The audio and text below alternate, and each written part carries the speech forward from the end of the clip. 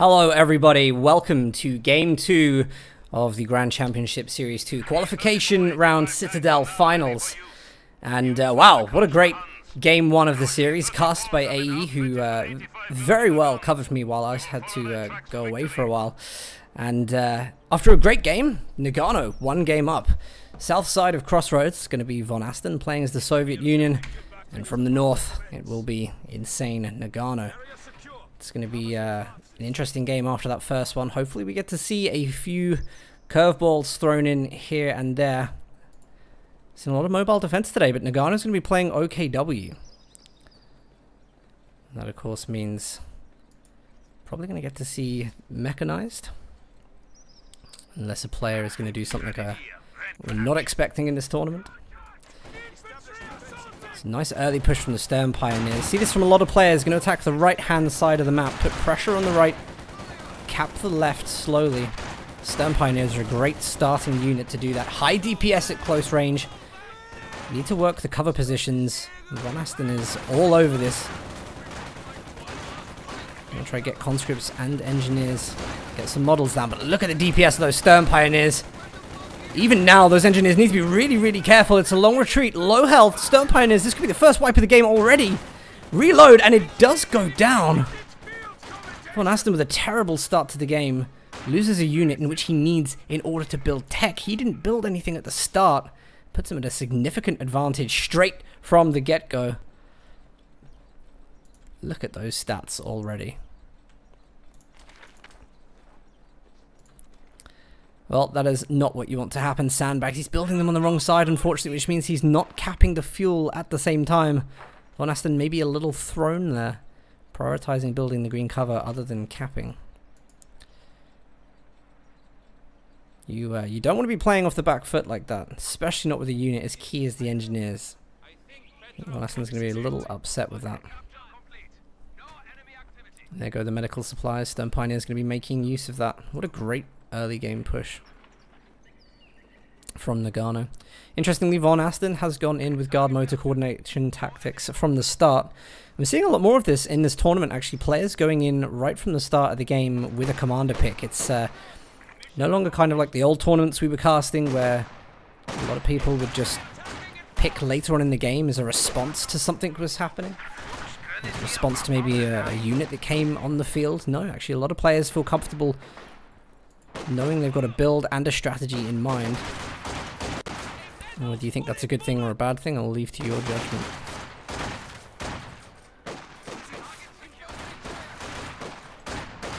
Look at that early game. Nagano has been completely uncontested on the left-hand side of the map. That's going to now allow him a nice flank down by the strategic decap outside of Von Asten's base. Now he's going to have to be careful with any units that are retreating. There's two squads come in from that side. And Von Asten's going to try and go for brute force to win this. He crosses negative cover with these Stern Pioneers. Unfortunately, doesn't take a model loss. That's going to allow him to do huge damage to the conscripts. Again, Von Asten has to be careful. Look at the damage output. Flamethrower upgrade on the engineers. It's going to be Von Asten's way of knocking any units out of cover positions. There's a very low health conscript squad there. Nagano just manages to spot it, but isn't going to drop any models. Here come those Stern Pioneers again. Engineers in negative cover. They will open up with that high DPS.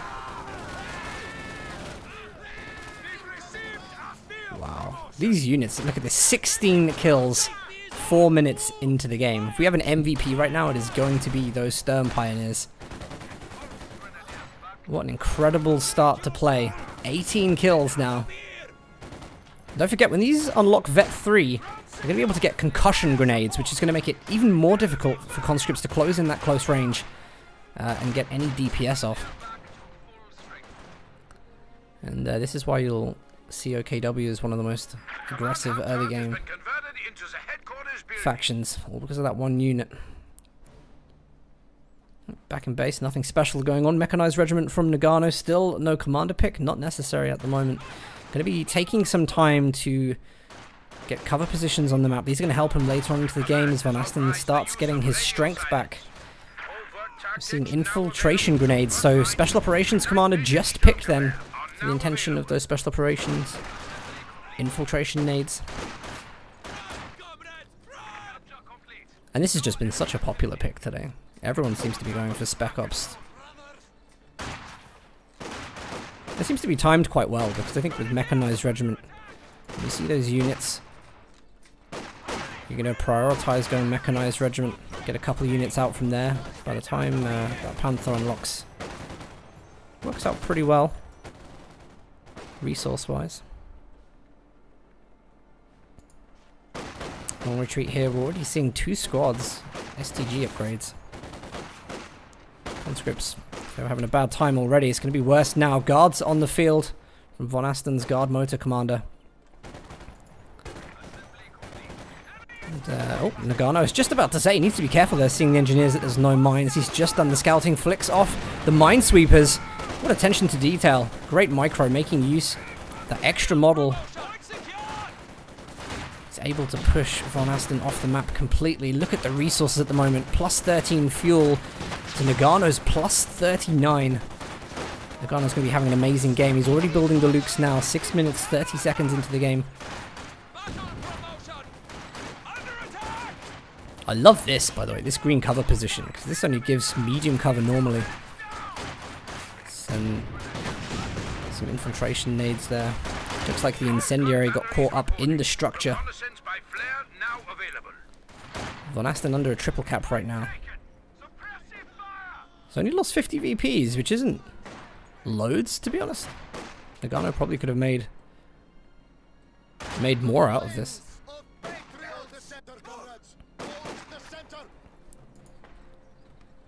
And this is sensible, really sensible. It's going to take a long time to decap the fuel, so what Von Asten's doing is decapping this strategic point. It's quicker, and it cuts off the fuel quickly. So he's quickly neutralizing the fuel supply to Nagano's base. And those kind of plays are really important, really important. Got to make as much use of time as you can on the field. This is the interesting point. We only have guards as a method of anti-tank at the moment. There are no AT grenades for conscripts. So the Lukes is going to be a dominant force on the field for at least the next minute and a half. There's the first sighting of it. Do we have any mines in this area? I don't think we do.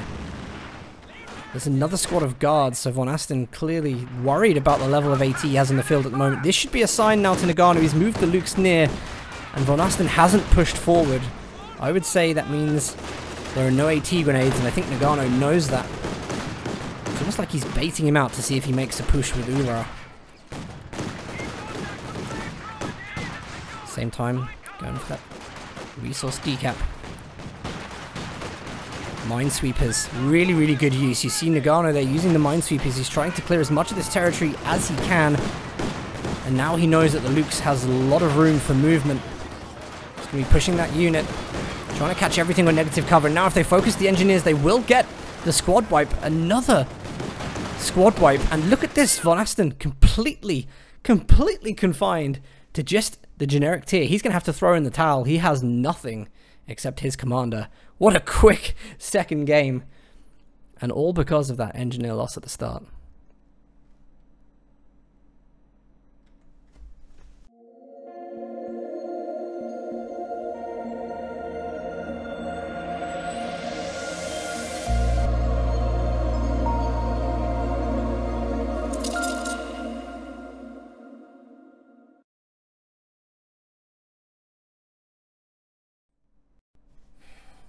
AE chair stream. AE is going to be back in a while, I assume. We can do another game. That one was pretty quick. If